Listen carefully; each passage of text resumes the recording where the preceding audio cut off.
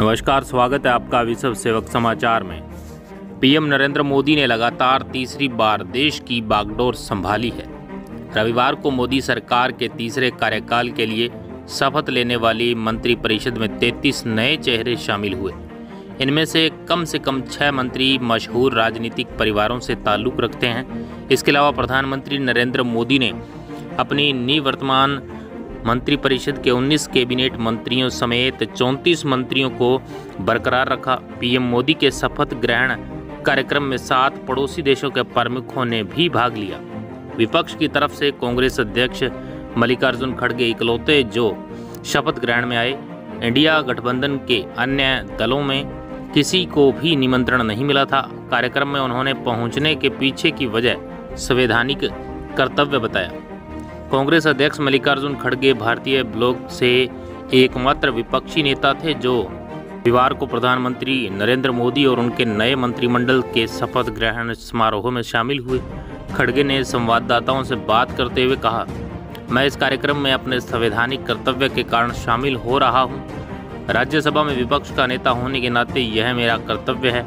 यह पूछे जाने पर कि क्या वह मोदी जी को बधाई देंगे, कहा अगर मैं उनसे मिलूंगा तो देखूंगा। हम तो इस समारोह में इसलिए जा रहे हैं कि हमारी एक कॉन्स्टिट्यूशनल ड्यूटी होती है। मैं leader of the opposition in Rajya Sabha रहने के वजह से ये मेरा कर्तव्य है और दायित्व है कि स्टैट्यूटरी जो हमारी कॉन्स्टिट्यूशन कहती है उसके तहत हम उसको रिस्पेक्ट देके जाना है। इस हिसाब से मैं उसको अटेंड कर रहा हूँ। सर, कई पार्टियां नहीं जा रही हैं। उनका कहना है कि उनको इनवाइट नहीं किया गया है। उसमें क्या कहेंगे? देखो इस सरकार का बिहेवियर क्या है सबको मालूम है।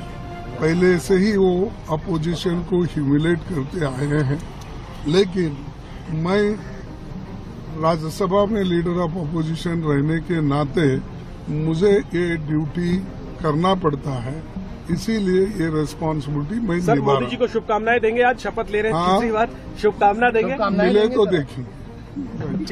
इससे पहले तृणमूल कांग्रेस ने घोषणा की थी कि वह इस कार्यक्रम में शामिल नहीं होगी। नवनिर्वाचित सांसदों से मिलने के बाद पश्चिम बंगाल की मुख्यमंत्री ममता बनर्जी ने कहा कि टीएमसी परिवार को मोदी के शपथ ग्रहण समारोह में शामिल नहीं होगी। उन्होंने कहा, हमें अभी तक निमंत्रण नहीं मिला। अगर हमें निमंत्रण मिलता भी है तो हम समारोह में शामिल नहीं होंगे।